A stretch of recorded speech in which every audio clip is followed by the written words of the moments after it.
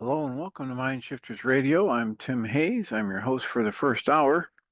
And today is Thursday, June 3rd, or July 3rd, 2025. Thursday, July 3rd, 2025. And as always, we're grateful to everyone who's joining us here today.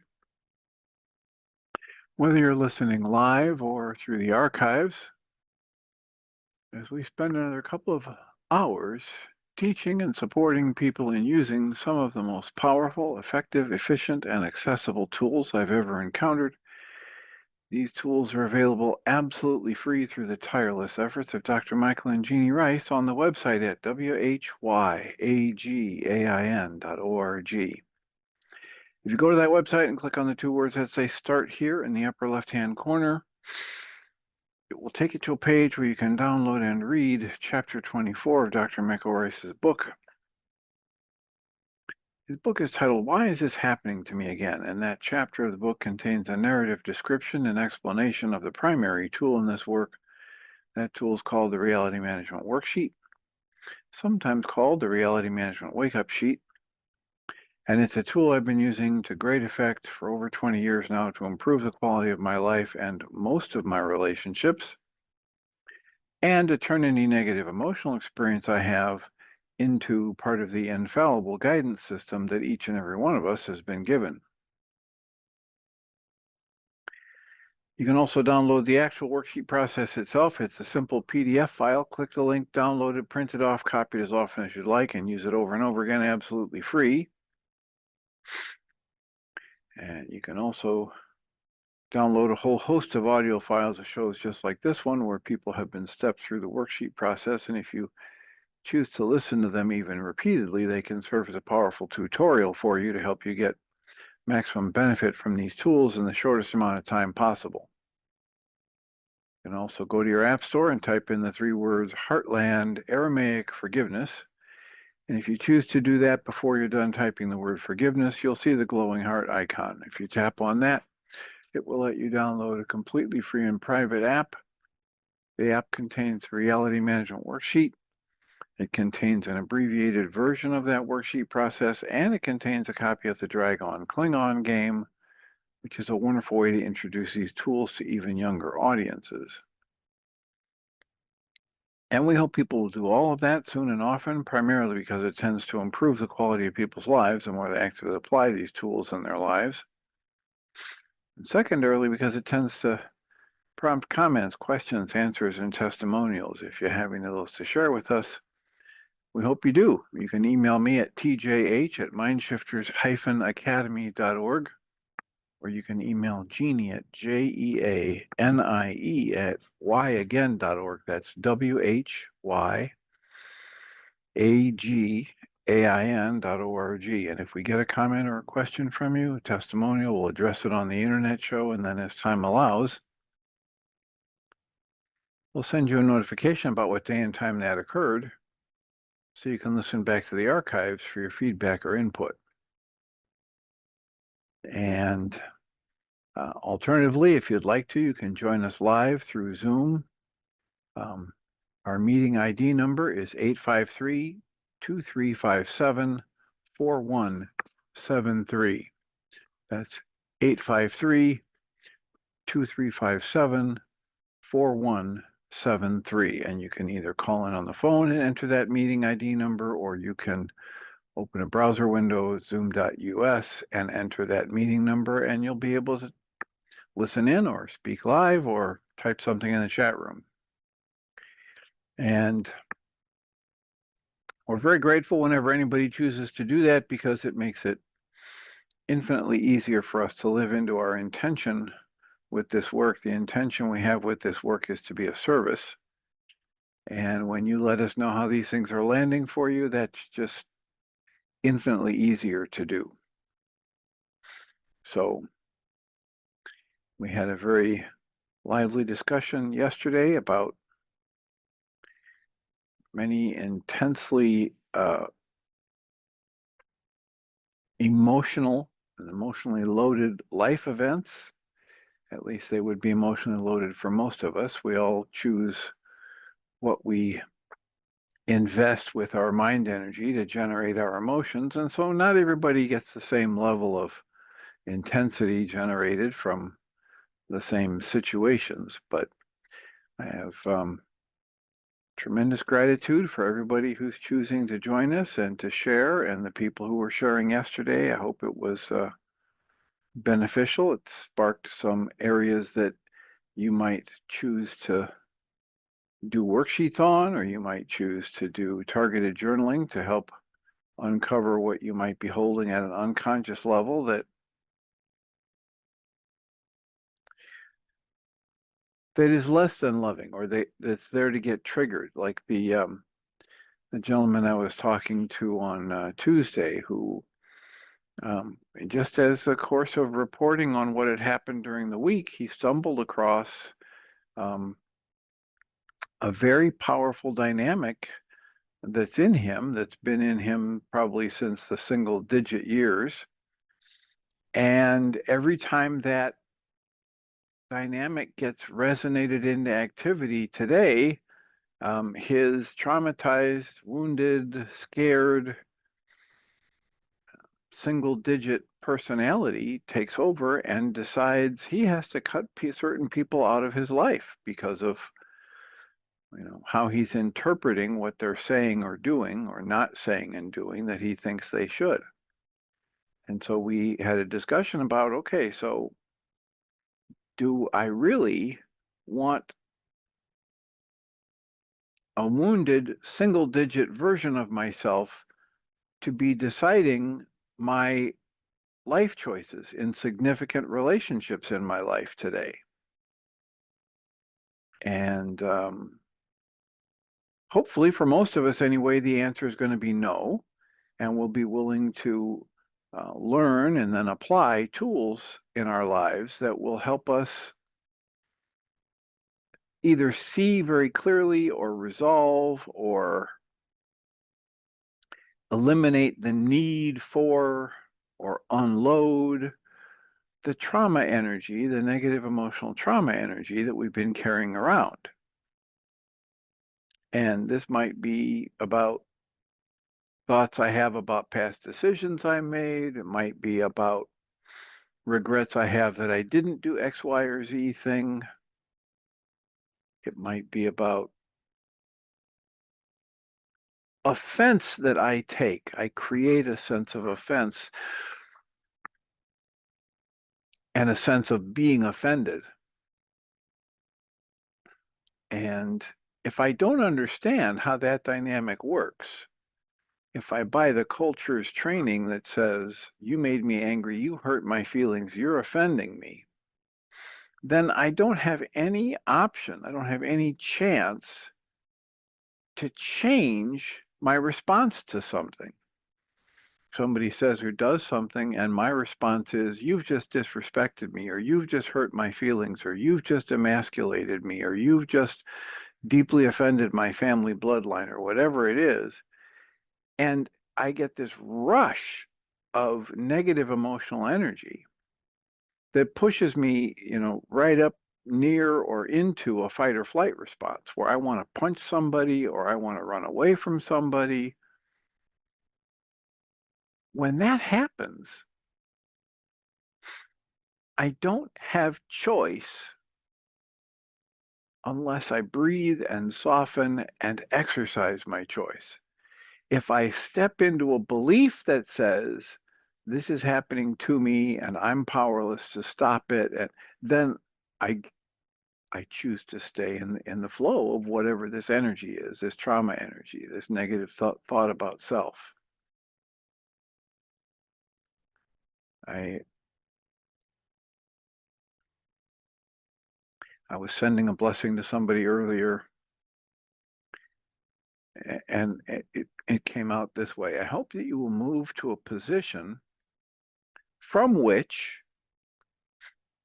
every thought and emotion you feel is welcomed as being a part of what you need to see in order to heal and move forward in your life today. I hope that you move to a position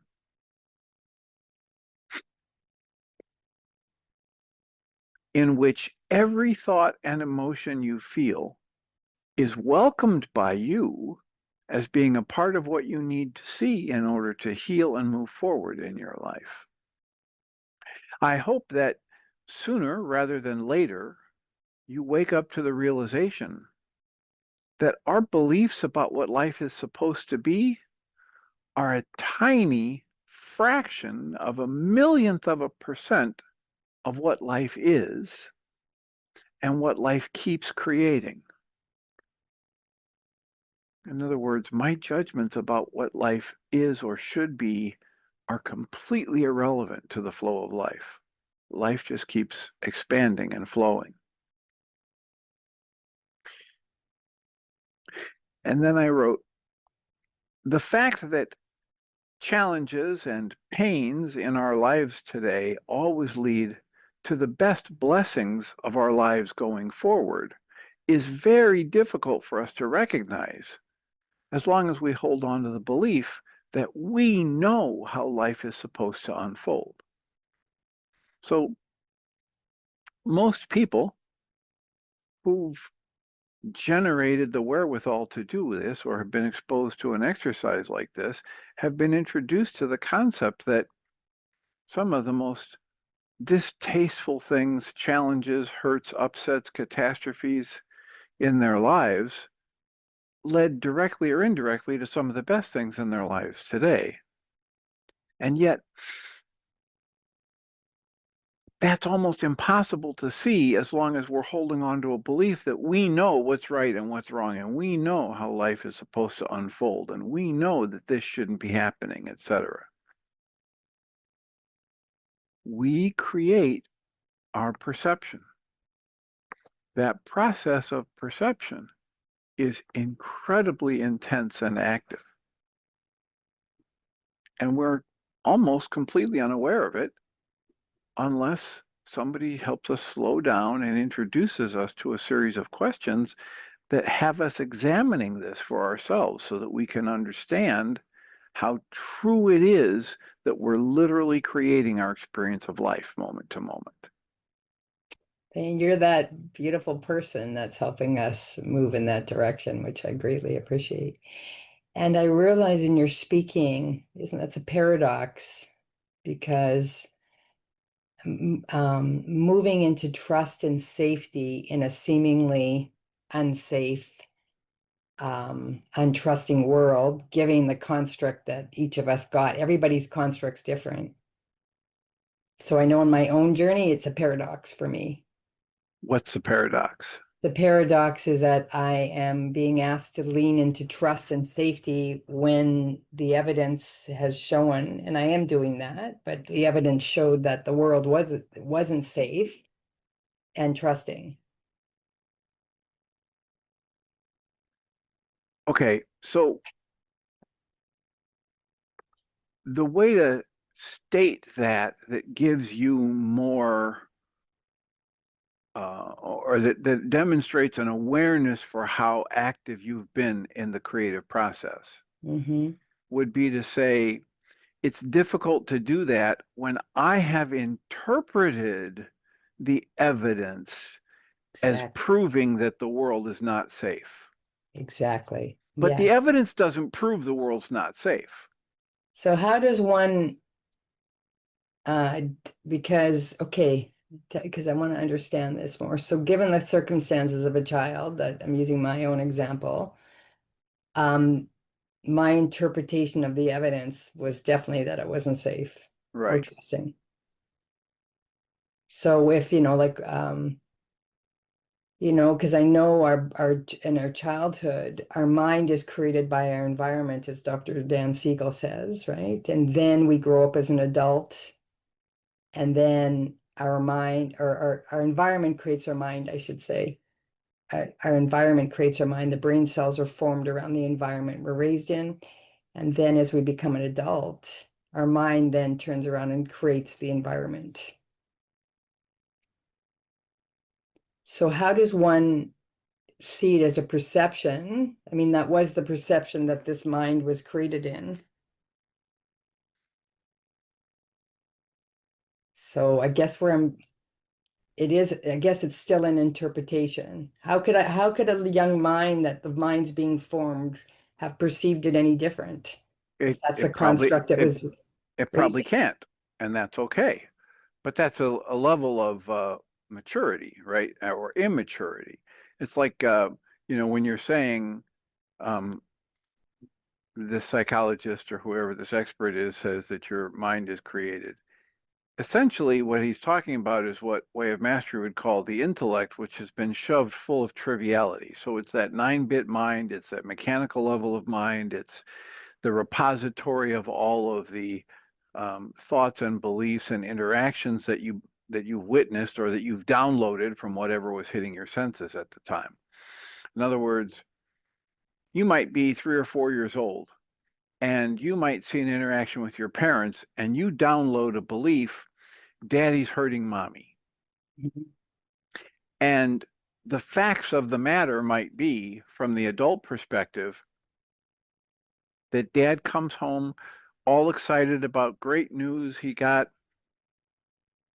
some promotion or something, or he's won the lottery, and he, bursts into the kitchen where he finds his wife and he grabs her and starts spinning her around and he's hooting and hollering. And the 3-year-old thinks, my God, my dad's going to kill my mom.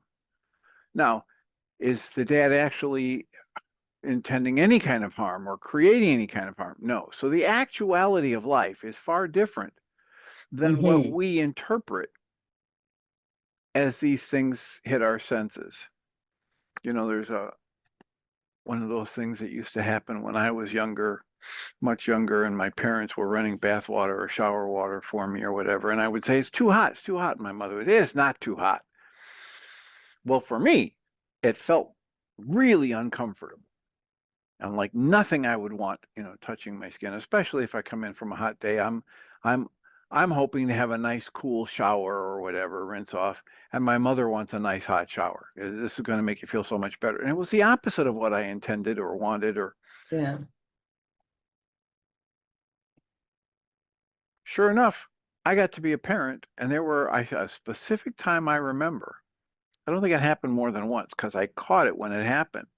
That I tested the water to make sure it was only lukewarm because I know my son was sensitive to that. And he, screamed and said, it's too hot. And I said, no, it's not. And then it dawned on me, oh, wait, this is Yeah. this is that my perception is it's not, but his perception might be like mine was when I was younger. And so I acquiesced, right? I gave in and I caught it. But his interpretation of that is lodged in his brain somewhere. He may or may not have any conscious memory of it. It may or may not bubble up if he ever has kids and has interactions with them. But it's part of what the Way of Mastery would call the trivialities that have been shoved into our intellect that we think, because we Mhm. experience them and we interpreted them a certain way, that we're right and we know that that's what that meant. So, Yeah. you know, the bottom line is you're asking how could it be different? And people like Byron Katie said, listen, everything that's already happened is absolutely perfect. How can we know that? Because it's already happened. Yeah. And we don't have a time machine, so we can't go back. So what if you adopt a perspective like Michael Singer and the other yogis would offer us, which is to prefer everything. Just go through life and say, whatever happens, okay, what's mine to do in response to this? I don't have to label it bad or wrong or horrible or tragic. And yet I can be there present in the moment and aware of what I have dominion over or control over and ask how I might add an energy or an experience to this that fits my values, right? That'll be helpful to the flow of life, that will be loving or compassionate or whatever my values are. And I can do that without any need to judge what's unfolding as bad or wrong in any way. So how does one then, yeah, I How does guess one being, what? Figure it uh, out? How do no, I? no, what I'm wanting to, because as we're talking about this, because I'm in the present moment right now and wanting to add energy that is in love to experiences of the past, so I can up level my mind's perception to that experience.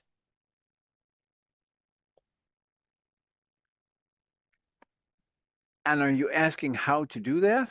Yeah, I am. Okay, so the answer is what Michael Rice would say if he were here. He'd point at the whiteboard if he's doing a 5-day workshop or 9-day workshop, and he'd have written across the top of it all of the above. And he would say every tool we offer is how you do that. And so, in specifically in response to what you're asking, I would bring up a set of memories I have about an occurrence from the past for which I have some negative interpretation or download. And I'd Mm-hmm. start doing worksheets on it. I'd start asking myself, what emotion am I feeling when I think about this? What thought am I using to Mm-hmm. create that emotion? What goal's being contained in that thought that isn't getting met?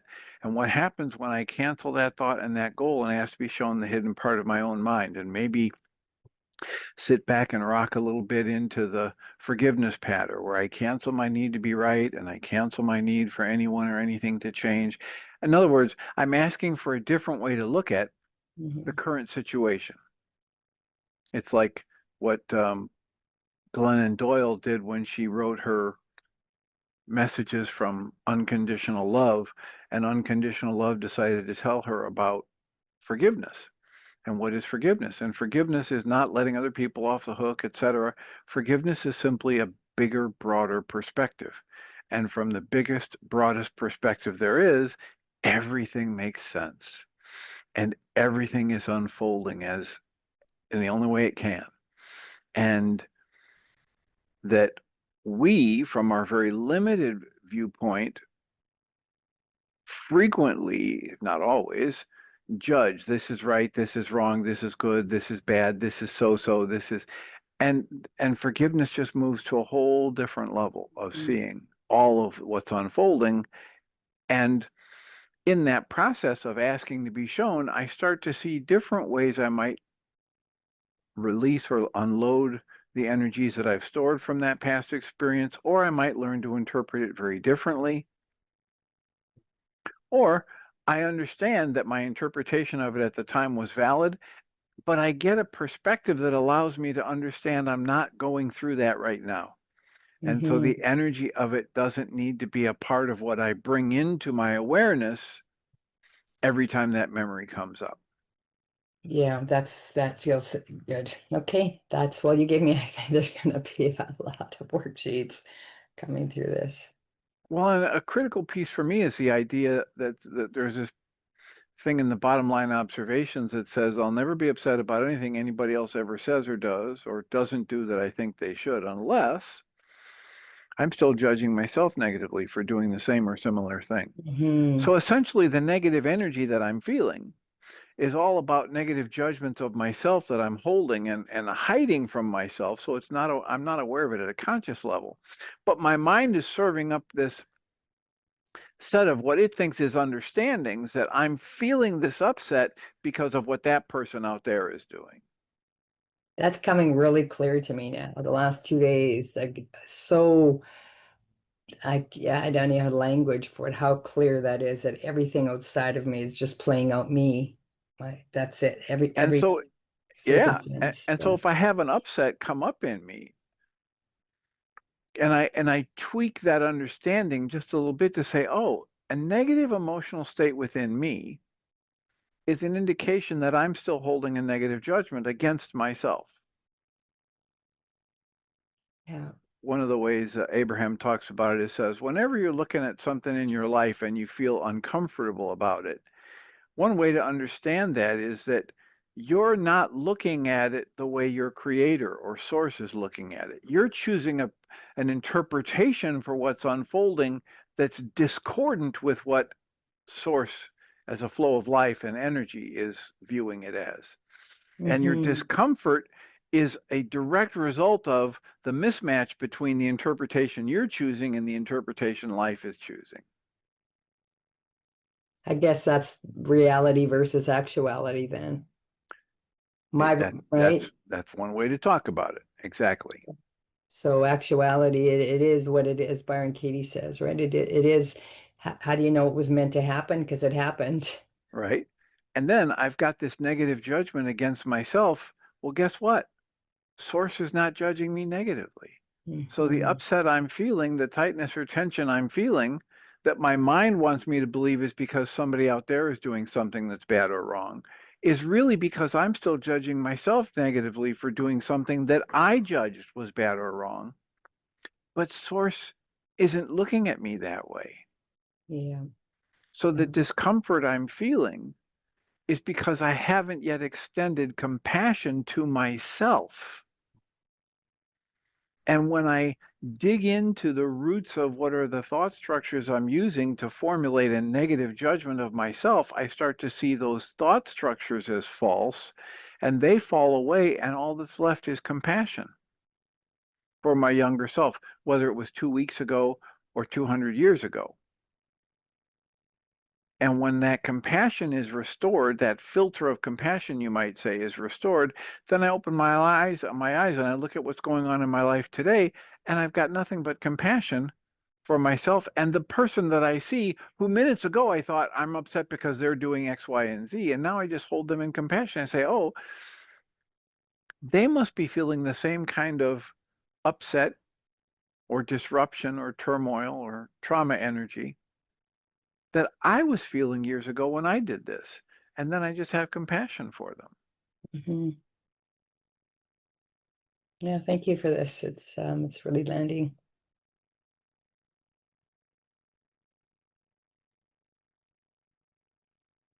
If you just understand that everything we do with our thoughts is all made up anyway, right? Then why not make up something that leaves us feeling better about ourselves and our life?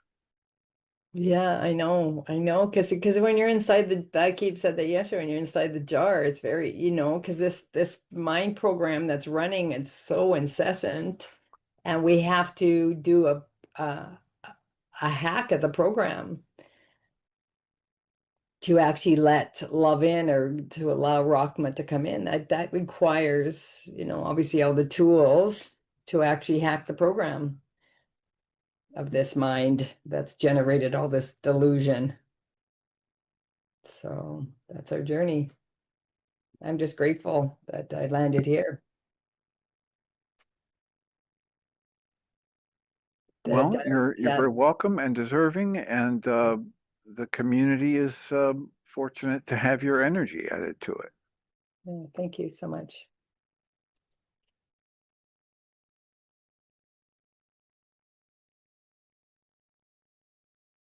Yeah, there's some very, very intense conversations that went on yesterday, both in the first hour and the second hour, and I just have gratitude for uh, the ability to participate with minds that are choosing um,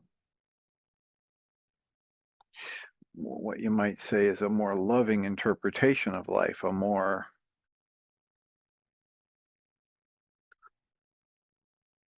I like to say more flexible. I'm not sure that fits here, but the idea is if I can understand that every time I've reached a conclusion about myself or somebody else that's negative, if I can just understand this much, that conclusion is at least, at the very best, it's only partially true and perhaps even completely false. If it's negative, it's false because the negative is just a made up assessment.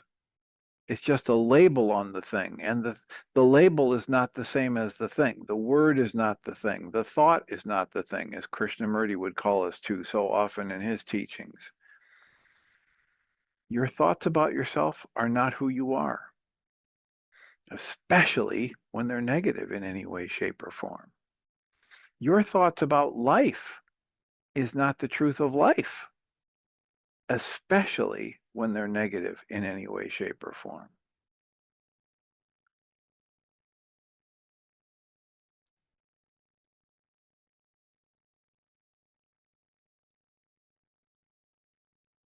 And the privilege that I count it as to be able to be participating in a community like this on a regular basis where people are actively working to spend less and less of their time in their emotional energy states and more time in a loving and a compassionate and a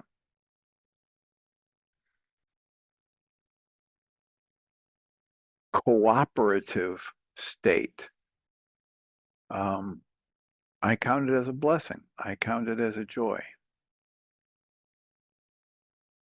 I frequently talk to people about when they're showing up for the mind shifter support groups on a Tuesday or a Thursday night, how impressive it is to me that however many people there are, they're choosing to participate in that activity rather than staring at a television screen or getting, drunk or high or raging at someone or whatever these other things are that we do with great regularity, which are um,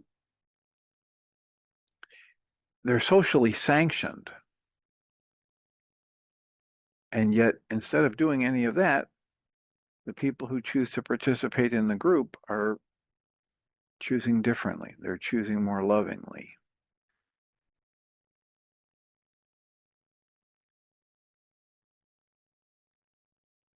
So we have plenty of time for comments and questions. This is a Thursday. It doesn't seem like a Thursday. It's very quiet around here. People have already left for the holiday, apparently. And I should say before I forget about it that I hope for everyone a safe and happy holiday weekend. Here in the U.S., it's the Independence Day, the signing of the Declaration of Independence.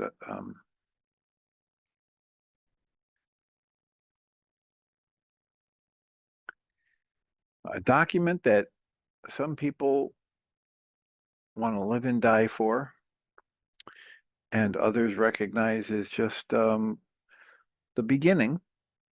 Even Thomas Jefferson himself said, this is it's a good beginning, and yet you really should be revisiting this and rewriting this stuff, the Constitution and what you're declaring for yourself, et cetera. You should be rewriting that on a regular basis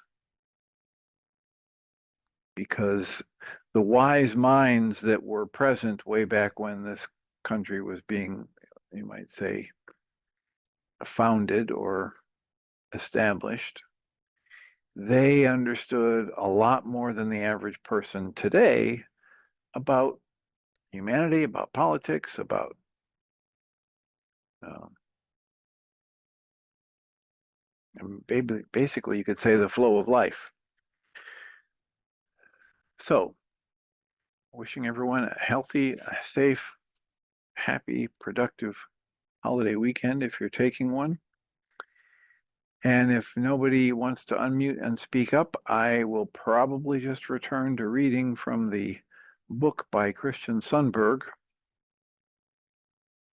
The book is titled A Walk in the Physical.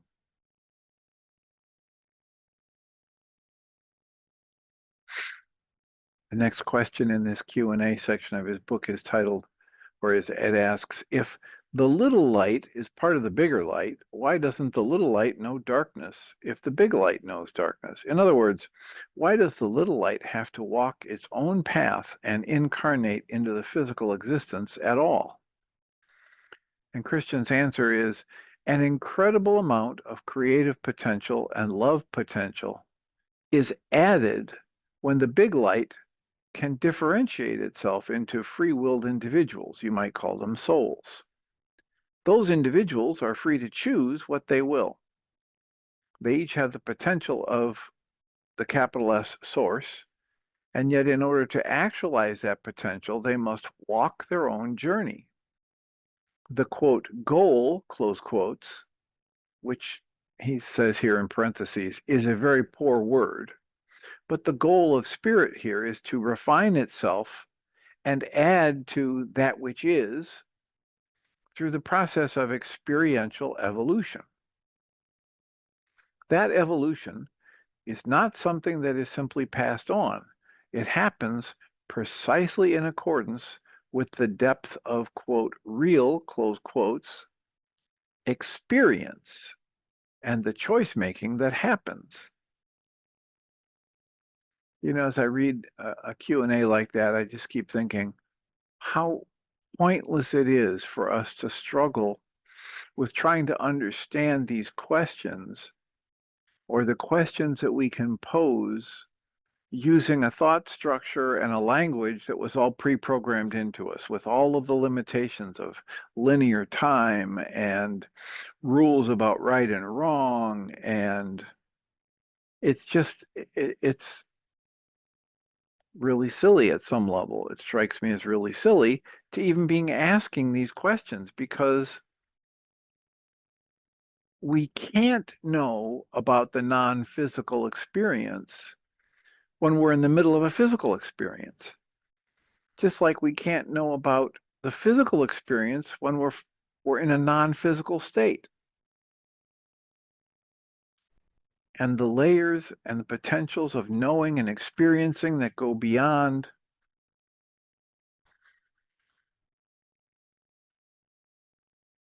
literally beyond our capacity to know as long as we remain in the physical state. It just baffles me why people spend so much of their time and energy wrestling with these questions and trying to come up with a pat answer that they think will cover it, that they think will contain or control or be the capital T truth.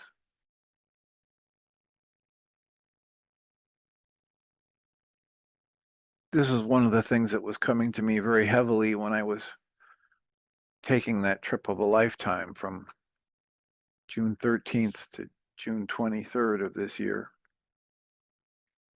As soon as I started on the trip, driving to a place that I almost never drive to, getting into this massive airport, navigating through the security and the gates and being surrounded by, you know, these thousands of human beings all milling about. It seems like chaos, but they're all going where they think they need to go and doing what they think they need or want to do. And the technology of the airport system, all of it just had my brain expanding in ways that I just kept thinking there aren't really any words for how much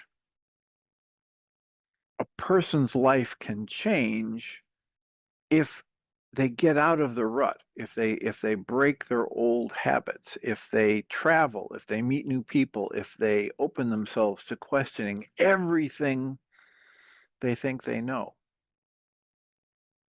And we don't even have words for how that experience opens us up.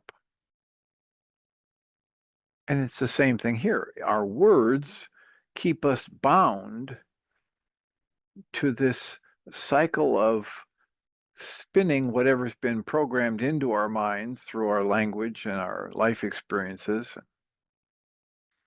And yet, the answers we're looking for only exist in the life experiences as they unfold. The answers don't exist in the word.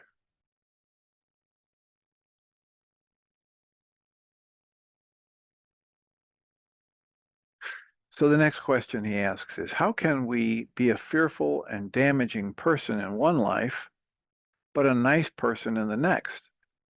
If the being experiencing those different roles is the same spirit, how can that one spirit express so differently in different lifetimes?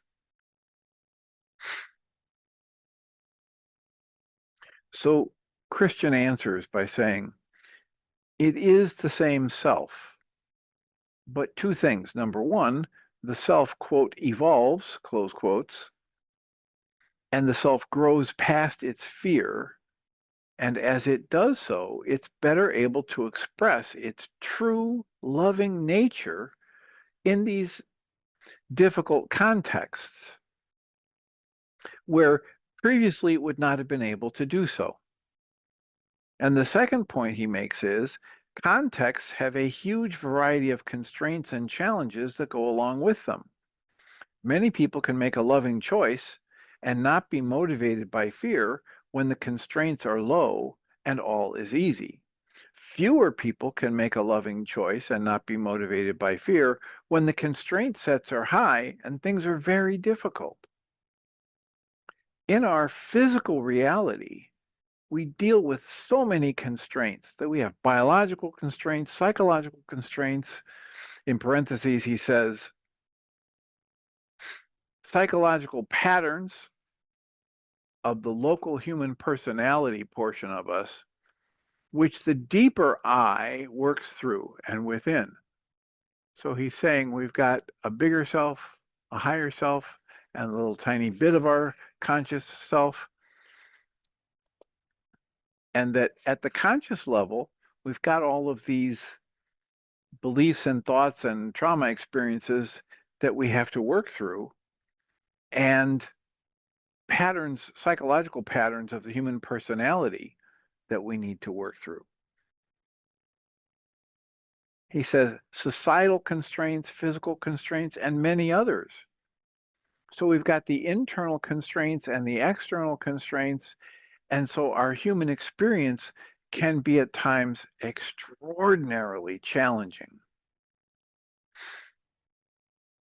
He writes, the human experience is a high challenge, high constraint game, and the player who remains the same may be able to shine her true nature of love into those constraints differently, depending upon her experience and her state of evolution, and depending upon the nature and severity of the constraints that she is working with in any given experience. So, Michael Ryce talks about the book of Job, and it talks about all of these horrible things happening to Job, and then Job having the realization early on that what I feared most has come to pass, but then it doesn't induce a change in what he's doing with his mind energy or his thought process.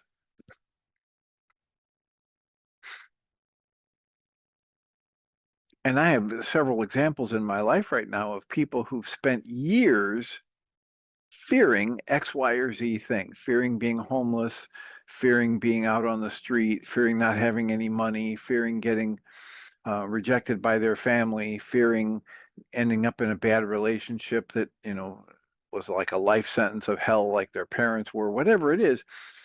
And they've spent years, if not decades, pouring their mind energy into those thoughts that generate that kind of fear. And now I have several people in my life right now who are interpreting the flow of life as though, look at here, it's happening. Just exactly what I was afraid of. See, I was right all along that this was going to happen. And you have to, you know, you don't have to, but I instantly go to the thought about the self-fulfilling prophecy. If I pour enough of my mind energy into something, I get to live with the experience of that creative force poured into that mold.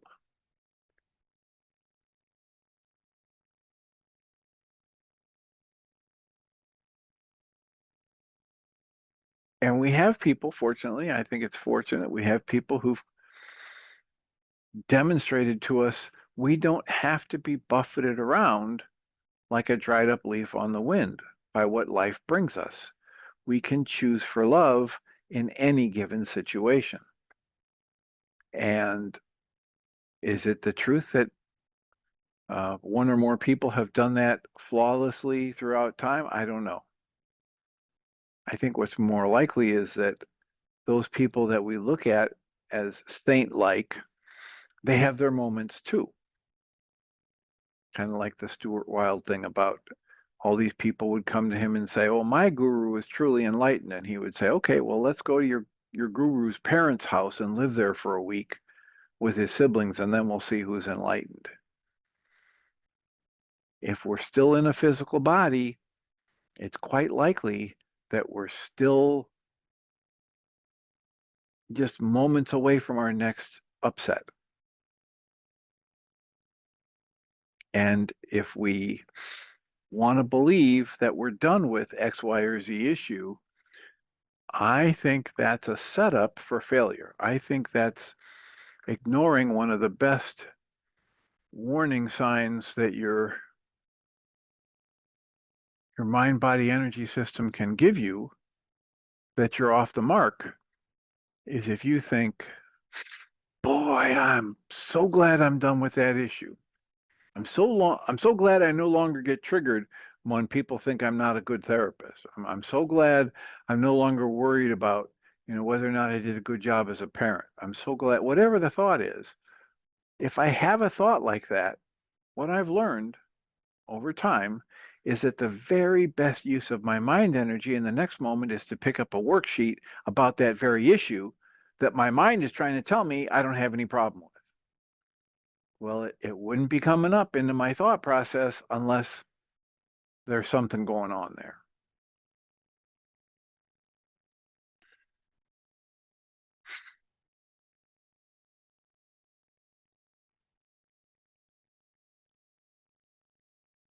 I was just thinking about Pierre Pradervand the other day, so strongly. My interview with him, one of the blessings of my interview career, and his book, The Gentle Art of Blessing, and his follow-up book, 365 Blessings to Heal Myself and the World. And that interview is available absolutely free, as are so many others. That one was done through Mind Shifters Radio, so it's not available on the On Your Mind podcast list, but it is available on the mindshiftersacademy.org website. You just go to that website, click on the little magnifying glass, the icon for the search engine, and just type in the word Pierre, Pierre, and hit enter, and it'll bring up a link to a separate page where all that's on the page is my interview with Pierre Pradervand, and you can listen to that. And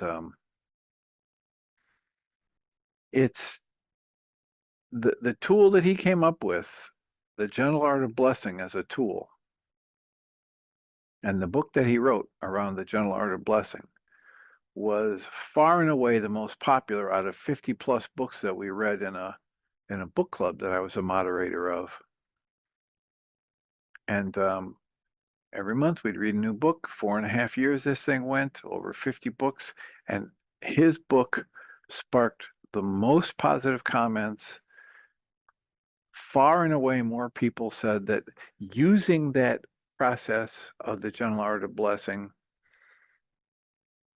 produced verifiable, tangible benefits in their lives.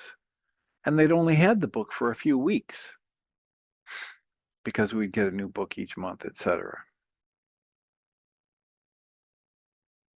So whatever it is, I think something when I was listening to the comments in the show yesterday, both the first and second hour, it might have been Susan Fluak who was talking about basically describing the Gentle Art of Blessing process and suggesting maybe that Susan Bingham should do that with her grandson. And it's a powerful thing to just decide I'm going to hold an image of this other person in their highest and best. It's essentially what Michael Ryce and his work, the Kabor's manuscript team and their work with the ancient Aramaic, came up with a definition for humility. And humility has not got anything to do with groveling in the dirt or putting yourself down or thinking other people are better than you. Humility from the ancient Aramaic means this ability to look for and find the highest and best in another person, and then actively choose to cooperate only with that highest and best. So I might have somebody who's raging, red-faced, screaming at me, and I can choose to just see their purity of spirit, see that what's coming out of them now is from their own pain, fear, and sadness. It feels unmanageable. It's got nothing to do with me. And in that process, there's no reason for me to get defensive. There's no reason for me to attack back. There's no reason for me to run away. I can hold this loving energy. I can recognize their true nature and choose to cooperate only with that. I can pour my mind energy into a heart-centered image of them living into the opposite qualities. If they're raging, I can see them as calm. If they're impatient, I can see them as patient. If they're paranoid, I can see them as trusting. If they're fearful, I can see them as strong and living into their total safety. And pour my mind energy into that. And I invite people to do this. I have no idea what's going to happen if you do that, but I invite you to try doing that, because the more I do that in my life, even when people are fuming and angry and running around in chaos or sobbing and crying, the more I do that practice, the more amazing results I see unfold. And the more I see kind of the replays of, you know what, in the past, my response to this kind of an angry tirade or an attack would be X, Y, or Z, and here's how that would unfold. And now my response is this loving, holding the space, seeing them as a being of brilliance and light who's either temporarily forgotten or yet to discover their brilliance. And now look at how that's unfolding. And that's our invitation with this work, to understand at deeper and deeper levels that if I'm holding a thought that's negative, it's in error, at least partially, if not completely in error. And that if I keep pouring my mind energy into that conclusion about life or that perception that I'm creating, like Susan said earlier, the evidence demonstrates to me that life is not a safe place. And, if we back up from that and realize that evidence doesn't demonstrate something, we interpret it to mean certain things. And somebody else looking at that same situation, I described the situation of a 3-year-old walking into a family situation where the father bursts through the door and grabs the mother excitedly and starts spinning her around, and he's hooting and hollering, and the 3-year-old can download the belief that my daddy is hurting my mommy and that this is a very scary thing. But the parents might know at a different level that this is a celebration of a wonderful thing, that they were so glad it happened. We are always choosing meaning and interpretation for things, as the way Course in Miracles says, I give this moment all the meaning it has for me. And if I'm willing to understand that any response I'm feeling is internally generated, then I can break through the conditioning of my culture, which wants me to focus on the outside world and blame it for whatever I don't like in my experience, in my short-sighted pattern of judgment. So the next question that Christian comes to is, does capital S source have need? If it doesn't need anything, then why do we need to incarnate? And Christian's response is, source doesn't, quote, need, close quotes, anything. And it doesn't, quote, need, close quotes, to do things out of love. But it loves the souls it has created of and in itself with unspeakably profound and powerful love, which we might say is its very nature. So love just is, and love just extends itself, and love just keeps creating of itself and like itself. He writes here, love is giving. It loves so much that it gives the soul the opportunity to have a discrete experience so as to participate in creative process and expression and in the expansion of manifestation of all that is. We love to do that, and so we do it. Also, we are curious, and so we do it. You could also say, if there is to be creation, then there must be created and experienced. None of it is about need. Need is an earthly idea.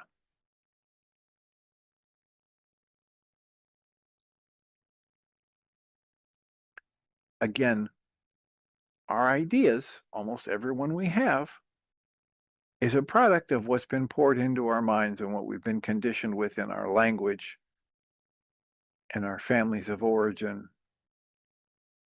I I forget what family I was talking to recently where it was just clear that this person had completely identified with their ethnic origins and had married someone from a very divergent set of ethnic origins and was attributing a lot of their conflict to those differences in style, in meaning of importance, in communication skill or pattern.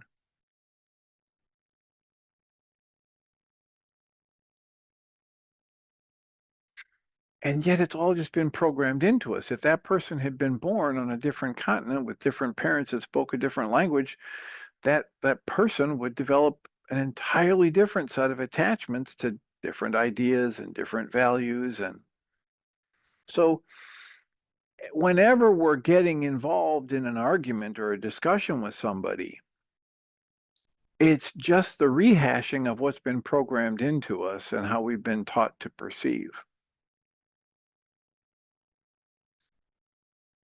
And if you don't enjoy the tightness or the tension or the fear or the upset or the anger or the hurt that you're experiencing when you're in the middle of an argument with somebody, I find it's quite useful, beneficial at many different levels for me to wake up and recognize, oh, I don't have to keep doing this. I don't have to keep arguing about made up words and what they mean as though my life depends on it, because it doesn't. Most often, my physical life doesn't. My mental, emotional life doesn't depend on it. It's all made up stuff, just like all words are made up.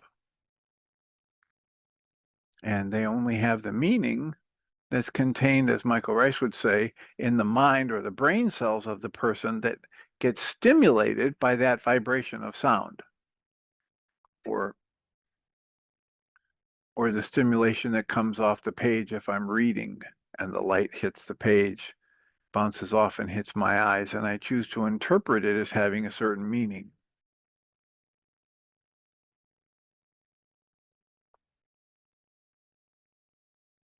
So I'm grateful for everyone who's listening and for the deep, rich conversations of yesterday and people's efforts to support each other on this journey. And it is a Thursday, so there will be a support group tonight. If anybody's interested in joining us, all of the information you would need to join us absolutely free is on the website at mindshiftersacademy.org. And in lieu of anybody unmuting to say anything, I'm just going to remind us all that we come from love. We're made of the stuff that we call love. We actually are love, the energy of creation expressing in form, and everything else is false.